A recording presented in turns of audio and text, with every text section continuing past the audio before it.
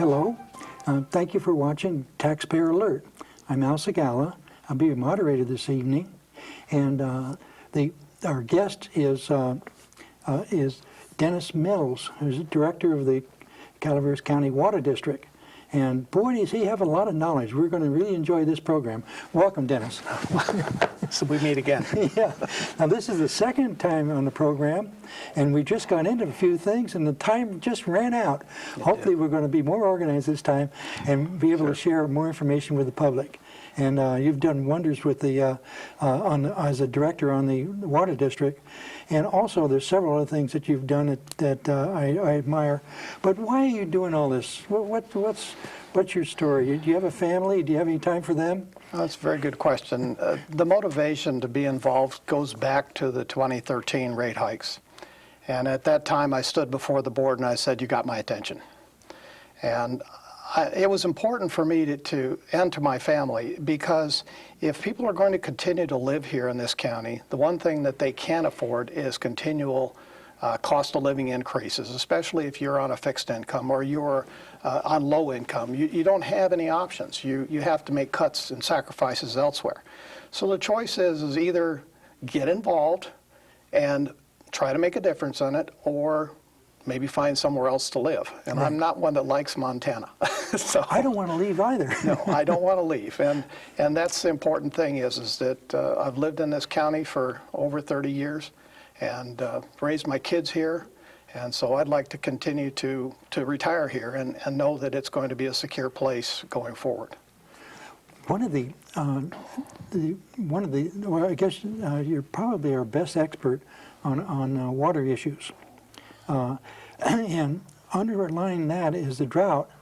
But even more important than that is what is the real picture, historical picture on droughts in California. Apparently this notion that this is caused by man-made global warming is not quite holding water, because the history shows otherwise. It's not. My grandfather was in the logging operations in Tuolumne, Calaveras County, way back when. And if you take the time to go back in the last 2,000 years through tree ring studies as well as silt and sedimentation on the rivers, you'll know that in the last 2,000 years, we've had 100-year drought cycles. This is nothing more than a continuation of a cycle. And we had, for instance, just before the gold rush, little did we realize that we had just completed one of the two longest and most severe droughts in California prior to 1850. But by the time we were walking to the gold fields through Manteca, they were knee-deep in water. They didn't understand why there was so much water. And so over the years, we have come to depend upon the snowpack as our reservoirs. And the snowpack being the reservoirs meant that we didn't need to rely so heavily on the rivers themselves or lakes or reservoirs that we built. But in the last 40 years, have we built another reservoir? Our state has increased in population by a third again, and yet we've not added additional sources of water. If you think about it in terms of bottled water in a refrigerator, you're going to have so many bottles in that refrigerator to take care of the population, or eventually there won't be any bottles. Right. And that's kind of where we're coming to. But we've kind of created our own problem in a way. For instance, I was very involved in the killing of the wild and scenic status on the Stanislaus years ago, back in the 80s. It's important to understand that New Melones was built for 3 specific reasons, and those reasons were recreation, irrigation, and flood control. There was no fish involved back then. So when we think about why are the fish releases going on, what is all this about? Well, that came about as a result of the 1995 San Joaquin Settlement Agreement, whereby the state started to impose a need to desalinate the delta and to provide additional fish flows. So the fish didn't really come into the picture until 2000, 2001 on the Stanislaus. Now, has that been an ongoing problem? Yes, to some degree. If you think about how do we respond in terms of our water supply? Where are we getting our water supplies from? I mean, we're a major source for the entire state of California right here in Calaveras County, and the amount of water that we provide to the state. But it could easily be lost or mismanaged by entities way, way beyond our control if we're not carefully determining our own fate. So to that end, if you look across the board, you say, where can we make the greatest impact? If we can't hold snow as a reservoir, then we're going to have to start thinking differently. And as a population, that means that the reservoir needs to be the ground. I go back to the 87 complex fire in Tuolumne County, the 92 Gulch fire. I was a firefighter on both. And after those fires, what happened? The creeks started running again. The rivers started flowing again. Why? Because there was no vegetation to take up the moisture. So as you reduce the vegetation loading that we have now, we're primed again for a major fire in the Middle Fork of the Stanislaus. If we take that vegetation and limit it, take it out, then we're going to start having additional water supplies available, and that speaks directly to what Cliff Edson and his thoughts were about his watershed management plan. So we have to be thinking about other ways that we can develop reservoirs. The state isn't going to let us build real ones. We have to think about our ground as being the place. That seems to connect to what happens in modern forestry practice when you have tree farms, even age growing. And sometimes that's slandered as clear cutting, but which is supposed to be a bad word. They space the trees scientifically apart so the trees get that wonderful nutrient CO2 and then also sunshine, and they're far enough apart where they cast shadow on the ground where the snow can remain. If the trees are too close together, then the snow is on the branches and it just doesn't last. It's gone. It evaporates. Yeah. So we greatly reduced our timber harvesting practices over in recent years, in the last 20 years. And almost parallel with that was a mismanagement of our forest. There was no longer the new trees being planted and the proper forest management. And I wonder if we could just simply, by increasing the yield, increasing the land available for logging, we would come to solutions without any cost to the taxpayer. That's absolutely true. When you think about the federal government and their thought process behind managing the forest, you'll see very quickly that they feel that they can manipulate the end result. And nature has a way of throwing monkey wrenches in their plans, as an example is going on right now. You know, when they say, we want to keep a certain temperature in the river, I can remember in the early, well, actually 77, you could walk across the Stanislaus.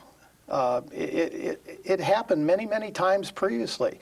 So the idea of saying we have to have a certain amount of water in the river and a certain temperature of water in the river, what happened before we got here?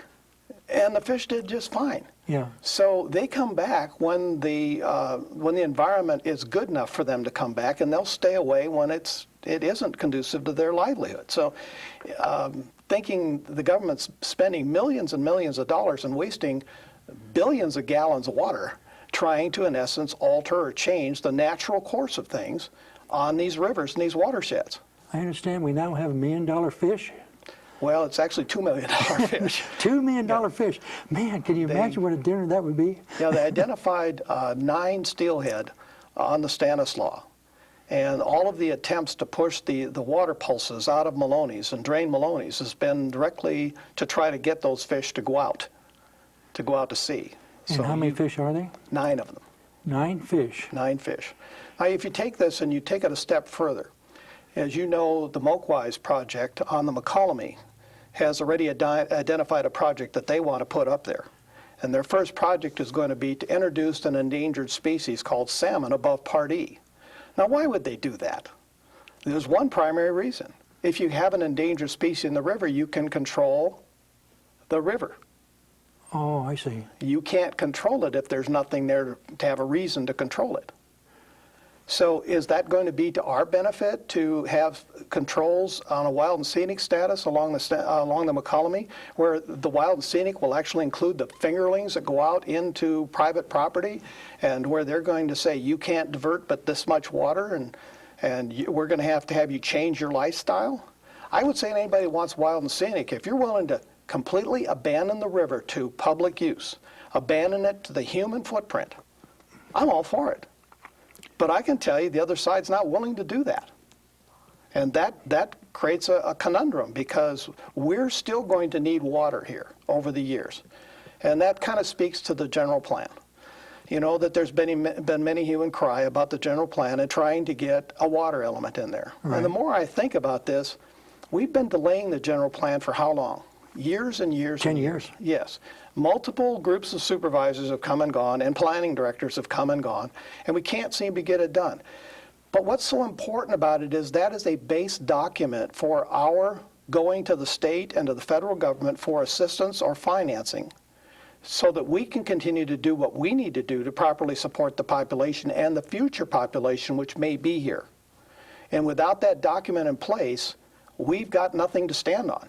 So it's going to be very important, and I plead to the supervisors, don't add anything in, don't delay it, get it done. We can do amendments later. We can add a water element later. We can do community plans later. But get us a document that we as the water agency can live with and work with as a basis of our decisions that we make with the state. Would you say that a good deal of our public thinking is oriented toward receiving funding from the state and federal levels? It is so unfortunate. And the point is there's strings tied, always attached. I read deeply into many of these grant funding opportunities, and I always see Agenda 21. I see a need to meet the requirements, and if you don't meet the requirements, they're not interested in giving you the money. So I don't want to have strings attached. I'd like us to be able to do what's best for our citizens without having to kowtow to somebody else's rules and regulations and how they think it ought to be. Well, it seems like there's ways to create infrastructure that the people need. In the case of water companies, there's ways to maybe, if it's public, to have bond issues, perhaps. And there seems to be access to capital without going to Sacramento and without going to the federal government. And then when you look at the picture of the federal government with the $18 trillion in debt. We're just adding to it. Yeah. And it's almost at a point of no return, where you don't have enough fuel to make your destination and not enough fuel to return. That's true. Yeah, and so encouraging the federal government to give us money is almost like like dog-tail logic, where the dog chases its tail, and the faster it goes, it still doesn't get the tail. It's created its own industry. Yeah, but it's a lot of activity there with that dog chasing its tail. But the federal government takes money out of one of our pockets and then goes and puts part of it back in another pocket, and we're so grateful to get the part back that they give us. And as they give it to us, they say, but you can only do this with it, or you have to follow these rules to do it. So the point is, why don't you just give us the money without rules attached? And or not take it. Every agency is in that spiral right now. Yeah. No matter where they are. And it's unfortunate because of the cost of regulation, the cost of doing business, so to speak. Right. So to increase the level of wisdom, number one, it has to be apparent. And it has to be factual and truthful. And I think it's all that. The need for communities and even states to become independent and be responsible for their own for their own futures. Their own future. This is something that I think any human being can grasp. But it takes education, and it takes, frankly, it takes our media. Our media has been asleep on the nature of this problem, but thanks to little programs like this and maybe some other ones, we might slowly turn this around so that our children can live in a free society. Yeah, I'm not expecting this drought, and you've heard it before. The estimates were originally that the drought might go to 2035, and from what's going on now, it may stretch even longer than that, with some wet but not wetter than normal periods. So when you think about what the effect is going to have, this is the new norm. We have to think differently. And I'll give you an example of that. FEMA has spent a lot of time and money on flood plains, flood maps, and the costs associated with the economic impact of having those in place. Right. Why isn't there a federal program to deal with droughts and drought areas and drought maps and the economic impacts that come from that as well? How about planning for the 100-year drought? Exactly. We plan for the 100-year flood. But we've never planned for a 100-year drought. And yet it's a common factor that is in the West, in the western states. And if we don't start thinking in those terms, it's going to catch up with us. What is that going to mean? It might mean population shifts. It might mean having to find alternate ways. You know, desal is not a new technology by any means. Right. But there are currently 17 desal plants either on the boards or in the works in California as a result of what's going on right now. One of them will be down near San Diego in Carlsbad. It's coming online in 2016. Okay. There have been 2 other previous attempts that have been shut down by special interests because they think that salt going back into the ocean somehow is harmful. Well, if they were right to that, wouldn't the EPA be the first one to be there closing their doors? And yet in Tampa Bay, Florida, they've had a desal operation there that literally makes millions of gallons a day and is doing it successfully, has been doing it for over 10 years. So the technology, but what drives desal is going to be cost. In other words, when we say to ourselves, 4 years ago, we could get water at $500 an acre foot. What is the price now? And will it go to $2,000 an acre foot? Is that the break point to start thinking about alternate sources of water, such as desal? Or is it going to be $6,000 an acre foot before you finally say that's going to be the crossover point? Right. Somebody has to decide what that decision is going to be, and then be in front of it. And that's the problem with this drought is that we really haven't been in front of it at all. We're being very reactionary to every piece of it as it comes on our plate. Yeah. And that's a very dangerous thing. A good example of that is Tulloch. You know, who'd ever thought that there would have been even a discussion that there would be a lowering of Tulloch? Right. And yet the reality is, I remember when there was no Tulloch. And because there was no need for it because of Old Maloney's didn't need it. It was simply a reservoir that came and went every year. It was normal to the business. But we didn't think about that when we placed CCWD did when they placed their intake. There should have been an alternate intake left in place down lower, and there is one there, by the way. There's some pipes that go 50 feet below our existing intake at Tulloch. Oh, there are. The pump's been removed, et cetera, but they're still there. Is it going to be adequate based upon the population size there now? Probably not. Right. So that's why we're working to get a pump ordered and to get the material in place so that we have to go deeper. We're going to be prepared to do that. You can't, these are not off-the-shelf items when you decide to order a pump. You can't go to the hardware store and have them get a pump? No. These are specially made and designed to the specific GPM flows and pressure, head pressures, et cetera, that you're trying to attain. So it may take 6 months to put the material together to make that happen. And the other part is you know, there's a sewer crossing there in Tulloch, and you know, maybe this would be a perfect opportunity to take care of that as well. So again, we're being reactionary though instead of thinking ahead. Right. Are there wells in the area that possibly could be tapped to provide water? In the Copperopolis area, the size of the gallons per minute that you'd need, no. And the quality of the water, no. If you think about it now, go north in Circle 20 up towards Meridian Mine, and what do you have? You have salt water. Yeah, that's salt mine. There's some of the wells there are salt wells. That's a massive pool of water up there. Yeah. May have to desal it, but if you had to, that would be an option. Is put a desal plant there at Meridian and take it out. That would supply a lot of water for a lot of people for a long time. When you have salt in an area, the water's salty, and as that water moves in the subterranean, does it filter the salt out as it moves away from there, or does it carry the salt? Generally it does, because remember, salt water is heavier than fresh water. That's true, yes. So being heavier than, it means it'll always sink to the lowest level, right, and it will leave its sedimentation or deposit behind as the fresh water percolates out of it. So that's why you have salt pockets, and they mine salt in Louisiana and right areas down in there. So very true.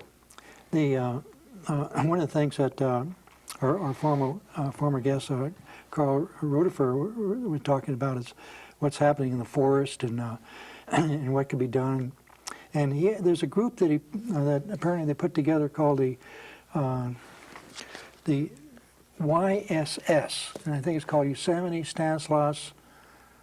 I don't know what the last S is, but Okay. apparently they've got opposing viewpoints together to where I try to come up with solutions. And they have Mike Albrick, who's a lumber guy, and they have John Buckley, who's on the other side. And and he has lots of hope that that group is going to come up with solutions that would help us solve some of these problems. And I hope so too, because communication is so important. Well, Tuolumne County's in a different situation than we are. Yeah. They don't have water rights, and that's part of their problem. That's They're true. so dependent upon PG&E and Pinecrest, and the Hetch Hetchy project literally is taken away. I don't know if you're aware of it, but there are what are called Pueblo water rights in California.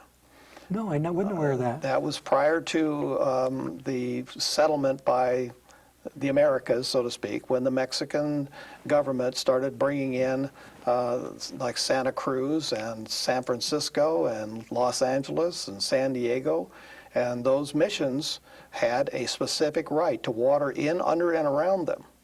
Okay. And those there's a total of 7, but that's still in place today, and it is a senior water right to everybody that's out there. In those areas. In those areas, absolutely true. Now, beyond that, you have your pre-1914 water rights, of which there are several here in Calaveras County that are being held by agencies, and of course we have the post-1914. So we do have water rights in this county, contrary to our neighbors to the south. So I understand our neighbors to the south sold theirs for $1 million. they did. Oh did. my God. Had they known what they know now, Right. would that have changed? I think the miners, when they were here, they were very intelligent on how they used water and how they moved water around. There are many canals and ditches throughout Calaveras County that people have long since forgotten. They're on maps. People may not realize where they are or what they are, but we still have those ditches, and they're in essence in place if we wanted to come back to using them. Oh, that's Just a little fact. Yeah, that's interesting.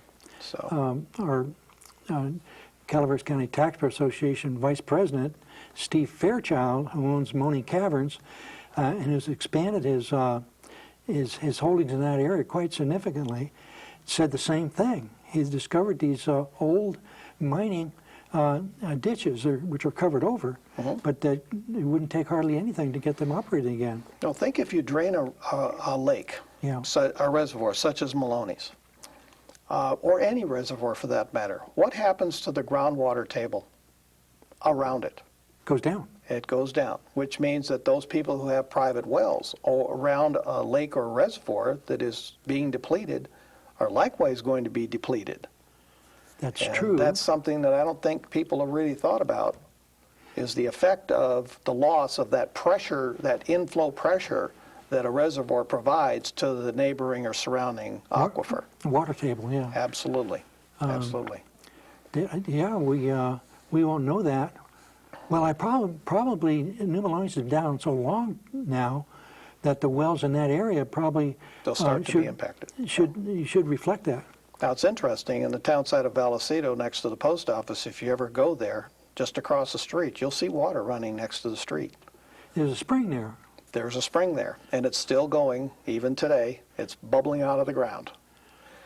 We have private wells in that area that are 4 feet off the surface. Wow. There's water. So there are areas of Calaveras County that do have a good, stable water source. So it's not unique. But we are unique in one aspect. Our tertiary stream that runs basically through Murphy's down in across Meacham Ranch Road on Highway 49 and then down into the Meacham Ranch area is pretty significant. That's the one that Schmauder Mine off of Dogtown Road is part of. And that is a large body of water that is there. So San Andreas has the same thing at at the old cement plant. Exactly. So we have those water locations if we really, it comes down to we need them. Right. And that's interesting. Now, one of the things that the ratepayers are concerned with at CCWD is the rates going up, and I understand that the board is trying to find ways not to do that. We froze the rates in our last meeting.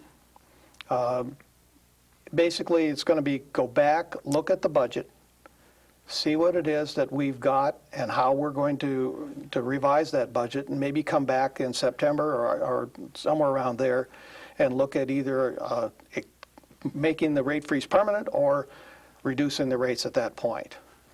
Some were questioning, should we do this before or after a budget is in place? I'm on the Finance Committee, so I see where the options are. I don't want to cut us short, but I'm almost looking at the whole capital R&R program as being a manufactured crisis. Rahm Emanuel said, never let a good crisis go to waste. Right. And he's right. Obama said that too. Yeah, he did. So knowing that many of those projects weren't what I call mission critical. We went out and borrowed $6.3 million right after that because that's what they said they needed. Right. And yet 2 years later, we've yet to put a dollar towards a single project. So how critical were those projects? Could have been that critical. Well, if we're going to put that many projects on the table, don't you think we need to have the staff capable of putting those projects together as an engineering staff or however we're going to do it? Don't you think that we should enlist a good grant writer or somebody that understands water that can help to supplement that? Yeah. Which we found additional money. For instance, the Redwood tank replacement up there in the Dorrington area is one of those projects. Only one of those projects was identified as mission critical, and it was down in Copperopolis. But it was already in the 13-14 budget. It had already been budgeted for. Wow. So how did it fall? There were 3 of them that are now in the capital R&R that we already had set the money aside. And it's interesting that we want to do it that way. I would just assume that we throw the whole capital R&R program out, give the money back, the money we borrowed, right, and go find money when we need it based upon the need that we have in place at the time. Right, that's shown. Much of these projects, go ahead. We want to thank you for being our guest. You're welcome. You know that time runs out when you're having fun. And we want to thank you for watching our program. And also consider going to our website. We have so much information there, and that's calaveраstaxpayers.org. And there's also an opportunity to help us a little bit. If you shop at Save Mart, we have a shares card, which you can get, and part of your shopping will be a donation for us. Thank you for watching.